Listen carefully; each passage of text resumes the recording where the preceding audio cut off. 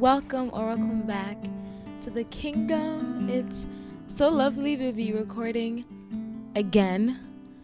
I have been dodging a little bit, and I think if you're listening to this, I have posted the previous one of me at the beach. I haven't edited it, so I don't know how I feel about it, but if it's out, then it's out, and if it's not out, then I didn't like it. But I think it'll be out. Anyway, hi, it's so good to see you.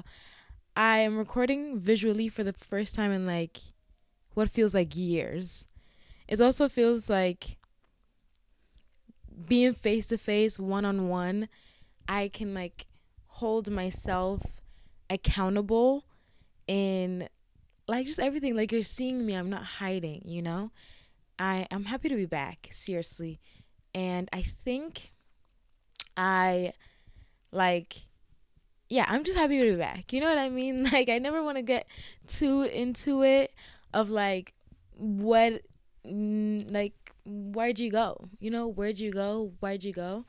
I think you guys already know the ins and outs by now because I'm counting on myself to have posted the beach episode. That's where I kind of explain everything that's been going on in my brain. I'm sitting in my bedroom in my mom's house and it's nice. There's really nothing. It's just me and this carpet and a full-size bed behind me and it's nice. It's nice. I feel grounded. I feel like I'm just home down to the very essence of my being. Like this is me at my core, like in a bedroom in Massachusetts on the floor in my mom's house. Like I feel like this is just like the no fluff. This is no glitz and glam, no fluff, just me, open, bare, raw. I just started my period. I don't know why. That was the second thing I thought when I thought of open and raw. Literally started my period 30 minutes ago, and an hour before that, Lucas is visiting from New York, by the way, so he's downstairs, and we wanted to order takeout for lunch. So he got a sandwich from this local like pizza shop. He got a sandwich. We got Zoella pizza, and then I got a buffalo wings, a meal of buffalo fried chicken wings with some fries. And, or so I thought, right? So I have Lucas order it and he goes to pick it up. He brings it back and it's not buffalo wings, it's plain wings. I just knew what he was ordering. Something in me was like, just do the order yourself. Just do the order yourself. But I was like, no, it's fine. And right when he placed the order, I was like, did you already place the order? Can I see it? And he's like, no, I already placed it. But, I got wings, sandwich, and pizza like you told me to. And I said, okay. He goes and gets it, and it is plain wings and not buffalo. And the rage that filled my body was like undescribable. It should not have been normal. I need to go get it checked out. But I felt like, no, seriously, the amount of anger when he brought back the wings and it wasn't buffalo and it was plain. Like, mistakes happen. Things like this happen all the time. But I was filled with so much anger. Like, I could have exploded. Seriously. I just wanted to burst. I was fuming. If I was white, I would have been completely red. And he noticed it. I tried to calm down. 30 minutes later, I start bleeding. And I'm like, oh, okay. Like, oh, okay, that makes sense. Because there's no way I should have been that angry. There's no way I should have been that angry. Especially since he didn't mean it. Like, I don't know. But I'm also like, why didn't you read it? Did you not read it? when you went to pick it up, did you not open the box to see that it wasn't buffalo? Like, I just had so many questions, but it's fine. And now the level of anger can be explained with I was on my period. My period just started. And so it's not my fault. It's not my fault that I got so angry, but also just next time, just like pay attention. Thank you. Because I hyped myself so much for these buffalo wings, and I got plain. But I probably should have looked over the order as well, because the website is confusing. So I'm gonna give him some slack. But that's the current state we're in right now. I wanted to talk this episode. I wanted to talk about obedience because it's meant so much to me recently. I I'm learning a lot about what it means to obey. And I remember when I was in college and we're almost like done with college. It was like final semester, and I was sitting with Xavier and we were just talking, and I don't know what we were talking about, but I was like, we were just talking about how nerve-wracking it is to be graduating, and like how are we even going to figure life out. And I remember going on and on and on, and I took a deep breath and I heard a voice say, just obey. Like God just said, just obey. That's all you can do. And I looked at Xavier and I was like, oh, I just heard God say, just obey. Because the conversation was something along the lines of like, oh my gosh, blah, blah, blah, what am I going to do? How are we going to do it? Well, I was just like ranting. And as soon as I paused and took a deep breath, because I had been talking so much, I heard a voice say, just obey. And so I look at Xavier and I'm like, oh, God just answered all my questions. He just said, just obey. And he was like, how? You could have just made that up. I think that's exactly what he said. He said, your mind could have just made that up. Like, how do you know it was God? And I was like, my mind didn't make it up. Like, my mind, what I was thinking was what I was saying. All the panic that I was just speaking, that's what I was saying. So I just know that just obey wasn't my brain. My brain couldn't have made it up. I just heard it in my head. And he was like, okay. He was kind of spooked. I don't think he believed me fully, but it's fine. And so that has stuck with me, actually. It's been like a year now since then, and a little over a year. And I am starting to understand what that fully means. Okay, so before we get into it, let's do what we're welcoming and exiling. Right now, I am welcoming dreams in two ways. One, I feel like I can dream again. I feel like I can believe again. Like I have visions for myself again. Like, the little 18-year-old who picked up her camera and started recording on YouTube and started a clothing brand, started a podcast, like that kind of self-belief and that kind of dreaming, it was lost. It was lost for a good 6 months. Honestly, for majority of the year, that kind of belief in self was gone. And I feel like I can finally believe in myself again. Like I can see that I am starting to dream again. I'm starting to hope for things again. I'm starting to see what could be possible. And so in the same vein, I am exiling limitations that I've placed on myself. Oh my gosh, being home is so interesting. I know why God wanted me to come home, to be honest. And that's also what I'm about to talk about is obedience, because God wanted me to come home and I obeyed. And now I'm like, oh, I see why, because I'm getting so many revelations. But like I had been walking around with so many people's fears, like things that people close to me, fears that have been projected onto me, fears that have been spoken to me, over me, just like people's limitations that they have of themselves and of what this life is. I have been harboring all of that, especially when it comes to marriage and like relationships and stuff. And since this is such a huge defining moment in my relationship, getting engaged and stuff, like that, those fears and limitations and all this stuff, like I have realized how much of that I had been carrying.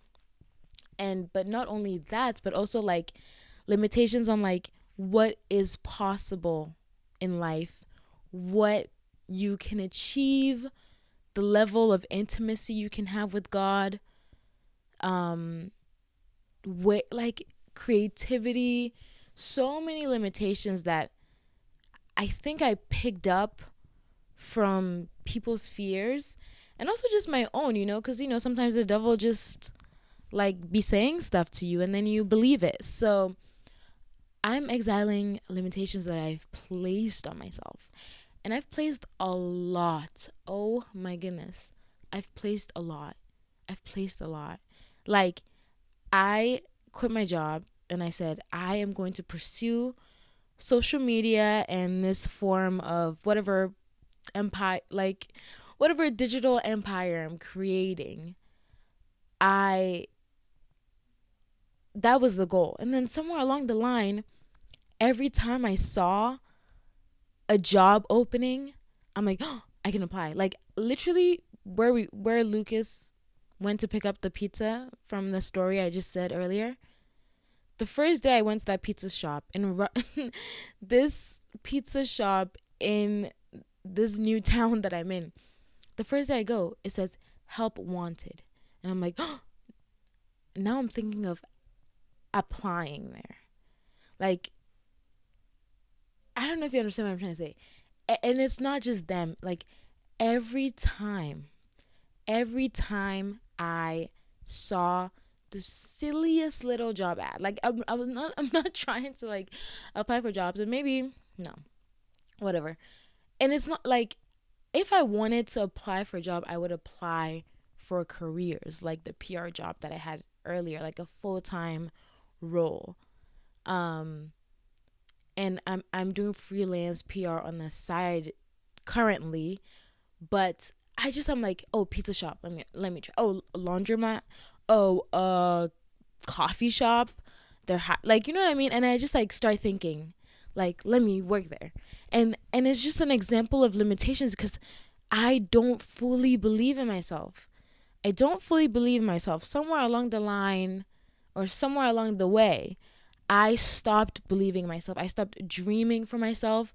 I stopped like thinking that I could achieve anything.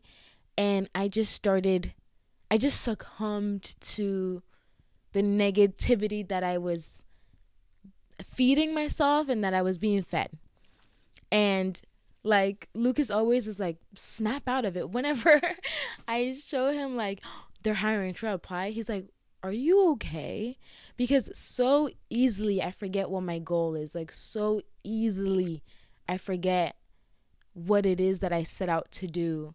And I stop believing myself. And so I'm exiling limitations and I'm welcoming belief. I'm welcoming dreams because for the first time I feel like I can dream again. Like I can see I see what's possible. Like there's no limit anymore. And I'm not so scared of like of achieving. I think a part of me too sometimes was like just scared of like trying because was I scared of failure or success? I'm not really sure. Anyway, another form of dreams. I'm like, we can explore that later, but another form of dreams actually that I'm welcoming are these really intense like dreams and visions that God gives me. And I need to be careful what I'm asking for because at one point I woke up and I was like, God, stop. This was like last week. In the past 3 weeks, I've had the craziest, most real spiritual visions, like spirits. And nobody I know has dreams like these, like personally. I see things, and like I used to always think that maybe people were exaggerating when we go to church and they're praying about spirits and like what's going on in the spiritual realm. I knew that I think I'm fully going to call it a gift now, because I at first I didn't know what it was, but I knew that there was something with me, that I just saw things. I always saw things. God will always show me things. And it started maybe 2 years ago. It would be something as small as like closing my eyes to take a nap, and in my head, I see my phone. I see myself unlocking my phone. I see a text pop up. I wake up and that same text is on my phone. Something as small as that. And then it started increasing and getting bigger and bigger and bigger. And to the point where, like, there will be people in my room, within these visions. And it feels so real. And I just woke up being like, God, like, I don't want to be seeing these things. These things are too scary. They're too much. But he's always trying to show me something, to either teach me, or I don't know. I don't know what his purpose is. He's trying to reveal something to me. And I always know that, like, once I do see these things, like, I wake up, I think about them, I pray. Not the most recent one, but the vision I had before that was the scariest, creepiest vision of my life. And that I had to pray for like an hour straight when I woke up. I just sat on the bed and I could not stop praying nonstop for an hour, because I I couldn't shake it. Like, I felt like I only stopped praying once I felt like, okay, I don't feel the heebie jeebies anymore. And that it took an hour, like, of just, yeah, constant prayer. And so I was scared of them at first, but now I'm like, okay, let me welcome them. I am welcoming them. I know that now it is a gift that I can see. And it's almost like a gift of like visions and also prophecy. And I'm like, okay, I welcome it. As scary as it is, like, I'm being shown something. And maybe now they'll be scary, but I'm sure as God shows me more things, there will be beautiful things that I get to see, beautiful things that I get to experience, and beautiful visions that he'll show me. And maybe right now he's just showing me the scary stuff so that I can pray about them and I can like fight them spiritually. A recent thing that I saw, sermon from Sarah Jakes Roberts, she said, whenever we feel like God is opening up a portal, we always think it's something like good, like he's opening up the door for promotion or success or divine connections, stuff like that. And she said, but they're not always like that. Sometimes the door God opens is a door to see what's sent to destroy you. And that was that morning that I saw that sermon. It was that morning that I had that scariest like vision. And so I was like, oh wow, I never thought about it like that. That like sometimes the doors that God open is just like, it's not necessarily something it is to push you forward, because if you don't see what's sent to attack, how can you prepare yourself?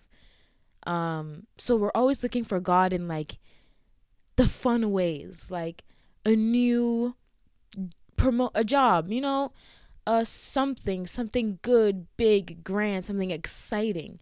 But other times it's not so fun. Other times it's like, I'm going to show you right now what's attacking you, and then you can pray about it. And yeah, so I'm grateful for that, and I'm welcoming it. I'm not going to stop it. I'm going to say, I welcome it. I embrace it. I'm even scared just saying that. Like, God, please don't show me something I can't handle. But he is equipping me to be able to see the really, really, oh my gosh, they're so dark, guys. Like, they're so dark. But I think it's good. I think it's good. I think that, yeah, I think it's just visions. And they're not always too bad. Sometimes they're just like, yeah, I don't know. But like, I'd always been saying, like, God, please, like, I don't want to see anything anymore because I just can't handle it. It's too scary. But I'm like, no, no, I can handle it. And I want to be receptive of whatever you want to show me in the spiritual realm. So that's that's that. Dreams and visions. And yeah, okay, so now back to the topic of obedience. I told myself I'm not gonna do long episodes anymore. I'm like 30 minutes, I'm done. But now I'm just like realizing that is not even possible for me because I love to talk. Okay, obedience. I will start by giving a little anecdote. So, you know how I just said that I prayed for an hour after having a really scary vision? I was praying alongside this lady on social media called Susan Deborah Oyukumi. She has a Nigerian last name, but now I'm forgetting it. I just know Susan Deborah. Sorry. I just know the two English names that she has, but I know she has a Nigerian name at the end. Starts with an O. Um, and so she has like videos of her praying online. She's like a prayer person, and so she just like has videos of her praying online. And so I just played that next to me, and I just prayed alongside with her. And she had like a bunch of videos, and I queued them, and then I was just praying for like an hour with her. And after I prayed, they were very intense prayers, by the way, but after I prayed, I realized, like, wow, obedience is so good. Like, obedience to God is so key. Because I was just thinking, what if she didn't obey God and she didn't, I don't know her personally, by the way, but what if she didn't, like, obey? What if she had said, no, God, I'm not going to post myself praying online? That is weird and uncomfortable. And I don't know how many people will watch it, and who care. And what if nobody watches it and I just don't want to do it? I'm sorry, that's weird. I don't like it. No, I'm not doing it. You know? What if she just like told God no? I wouldn't have been able to pray alongside with her. And it really dawned on me, like in that moment, how powerful our yes to God is, you know? She has no idea. She's like, she doesn't know me, right? She just posted these videos of her praying. She doesn't know me. She has no idea that I just woke up from having a crazy dream, and that with her praying, I was able to pray with her. She has no idea. She probably will never know because she is in the UK. She doesn't see what's going on here, right? And it's the same with like our yes to God. We have no idea who it's going to affect. We have no idea who is on the other side receiving our gifts and our talents and whatever God wants us to do. And that really like hit me hard, especially with this podcast. I get so many DMs of people like say how much they love the podcast, and then I let the devil lie to me like it's insignificant, it's not important, you have nothing important to say, like all these things, right? I don't know, I could go on, but and I believe them. I believe these things. I believe the lies that I tell myself. I believe the lies that the devil tells me. Who knows? So our obedience is so important when it comes to stuff like that. And it doesn't have to be posting yourself out there, like just obeying whenever you feel like a nudge to do something, like paying for the person's order behind you, or saying some kind words to somebody when you see them on the street, or giving that friend a call sending that friend a text. Like, we have no idea how impactful our obedience is. And I just think of all these people that I know and love, like the Brown Girl Self Care podcast and people online that share their gifts. This I'm playing a worship instrumental right now. His name is Dappy T Keys. Like him. I mentioned the Brown Girl Self Care podcast because I just discovered it recently and I'm obsessed, and it's the only thing I've been listening to. But yeah, her and like this man that posts, spiritual piano playing on YouTube. He has no idea that I watch it when I'm recording my podcast, or I play it in the background when I'm recording my podcast. Like, you just don't know who your yes is. And I'm so glad that all these people that I'm being like impacted by, I'm so glad that they obeyed. I'm so glad that they said yes to God. I'm so glad that they said yes to God. I'm so glad that they obeyed, and I'm so glad that they are allowing God to use their gifts and their talents and their voice, And so if we apply the same rhetoric to us, what is God telling us to do that we're not doing? How do you know who it's going to impact? Like, you don't know who, you don't even know how many, even if it's just one person, like your obedience, what it will lead them to do, and then it's just a trickle effect. Like, someone recommended something to me, and then I recommended it to someone else, and I recommended someone else, you know what I mean? Like, and it's just helping a trickle of people, and you just have no idea. So that's like one part of obedience I want to talk about. Another part of obedience that I'm becoming so much more aware of right now is just doing what God tells you to do, no matter how uncomfortable or like no matter how much it doesn't make sense. And the antidote I have for that is moving back to Massachusetts. I absolutely did not want to do that. I just, like I said, found my church home and building a community, and Lucas and I are engaged. Like, why would I go back and do long distance or, mid distance, because it's not that long from Massachusetts to New York? Like, all these things, right? I just know that I heard God say move, and I did. I didn't try to fight it. Well, I did try to fight it. I think, a couple months prior, I felt like I should go back home. And so I was kind of entertaining the idea for a bit, like, do I want to go back home and just like chill there till Lucas and I get married? But then I didn't know when we were going to get married, and I just didn't like that uncertainty of like how long would I be back home. So I said, nah, I'm not going to go back home. Actually, I'm going to renew my lease. And just the state of like depression that I was in, it got worse.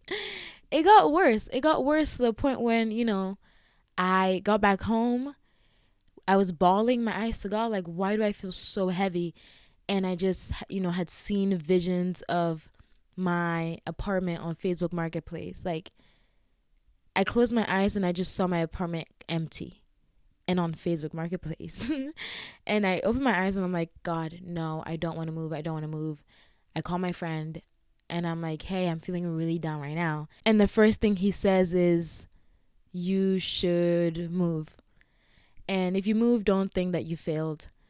And I was like, what? Like, how did you know that God was telling me to move? Like, I feel like God was telling me to move like 10 minutes ago. And then you just confirmed it. And then somebody else also confirmed it, was like, yeah, I think you should go back home. And so it just felt like God was just like saying, go back home, go back home, go back home. And I just had to obey. I had come to the end of myself where obviously whatever I was doing wasn't helping. Whatever self-care tactics I was applying, they weren't helping. Like, nothing I was doing was helping, to the point where I felt like I had nothing left and I was crying out to God, right? And I hear him say, move.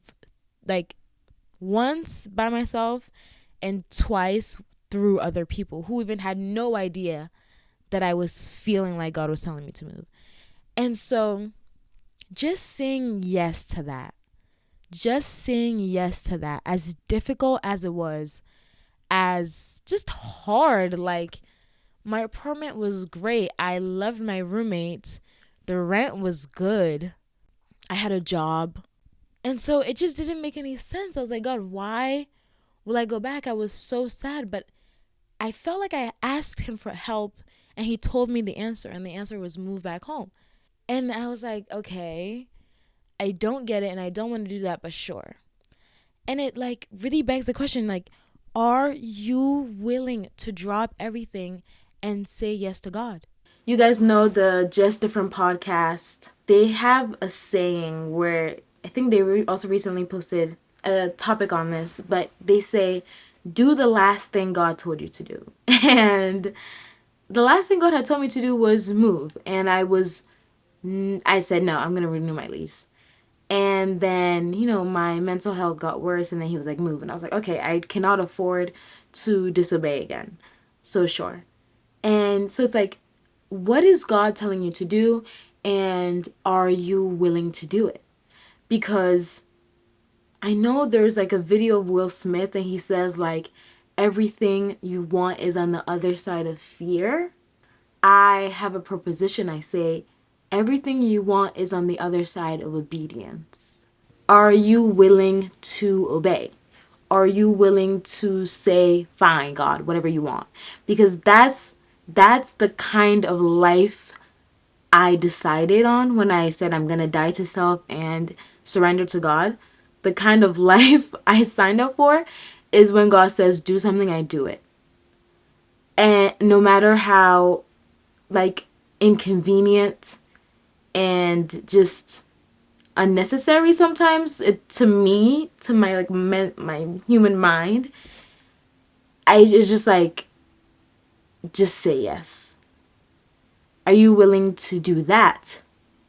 And I like can truly testify, the minute I came back home, and maybe it's because I'm now living in the countryside with a town that has a population of like 5,000, and there's farms all around me and you can hear a pin drop of how quiet it is. Maybe it has to do with all those factors.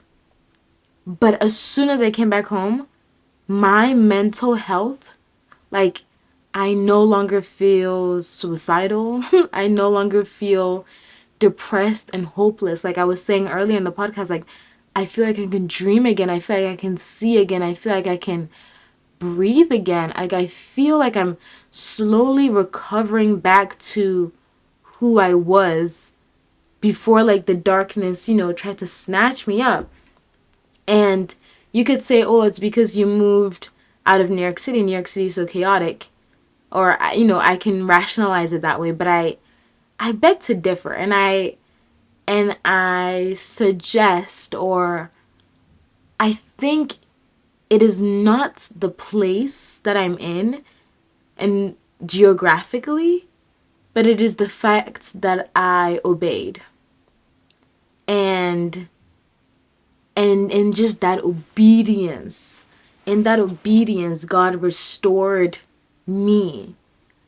God restored how empty I was feeling and how sunken I felt. Like he just breathed life back into me because I said, okay, yes. I said, God, I need you to save me. I feel like I'm drowning. I feel like I'm dying. He says, go home. I say, okay. As soon as I go home, boom, like I feel alive again, right? And home could have been anywhere. I don't know if it is the geographic location. I genuinely believe it is because I said yes. I said, okay, fine. I said, sure. I said, whatever you want, God. And then I did it. And then that was the answer to how I was feeling. And God knows I'm not home forever. God knows that this is temporary. And he knows that I was planning, or the deal is like, you're going home to get married, right? Okay, cool. So so it's not like I'm gonna go back, or when I do go back, wherever I go live next, if it's New York Shore, wherever I go live next, it's not like I'm gonna go back and I'm gonna start feeling suicidal and depressed and everything. But it's like there was life that he wanted to breathe into me, and it depended on my obedience. It depended on me surrendering and saying, okay, yes. And then he's like, okay, see what I do with your yes. And so now I'm back home. I feel way, way better. And maybe it's not a move. Maybe it's just like your heart is hardened against something that he wants you to do. And you feel like you don't want to do it, and it feels like it doesn't make sense. But then you realize once you start doing the thing, you're like, wait, I actually feel so full of life and purpose and joy. And it just came from doing that one thing that God had been telling me to do.